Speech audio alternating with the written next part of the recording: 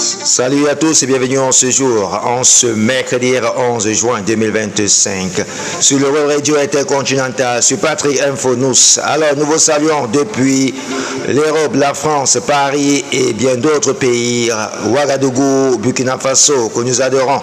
Alors, et bien d'autres pays, la Côte d'Ivoire, et Abidjan, et Libreville, Sao Tomé et Principe, et sans toutefois oublier Kinshasa, Congo, que nous aimons, et bien d'autres pays, et sans toutefois délaisser le continent du 237, Douala, Yaoundé, au Cameroun. Alors, nous sommes grés d'être des vôtres en ce jour pour le Web Radio et l'information structurée en termes d'économie. Alors, nul n'est au-dessus de la loi et la loi doit être respectée et vous devez respecter la loi et c'est ce qui fera de vous des hommes intègres et des hommes en termes d'impartialité et dignes de ce nom. Et vous marquerez l'histoire tout en décidant et en jugeant d'être des juges neutres. Voilà qui est dit en ce jour sur le Web Radio Intercontinental sur Patrick Info-Nous. L'actualité qui bat son plein en sport, Mercato, Lucas Noumbir, dont le contrat avec le Standard de Liège arrivera à son terme à la fin de ce mois de juin, ne prolongera pas son aventure avec son club formateur. À seulement 20 ans, Lucas Noumbir tourne une page importante de sa jeune carrière.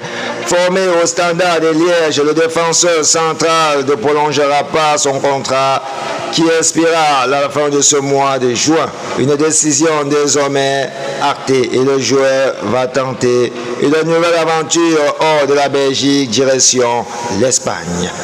Allez lire dans mes détails sur Patrick Info-Nous les raisons pour lesquelles le prodige joueur camerounais devra-t-il poursuivre son expérience du côté de l'Espagne.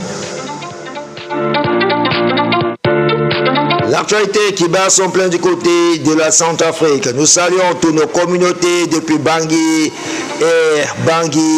et Dou, comme le dit souvent la capitale de la République centrafricaine.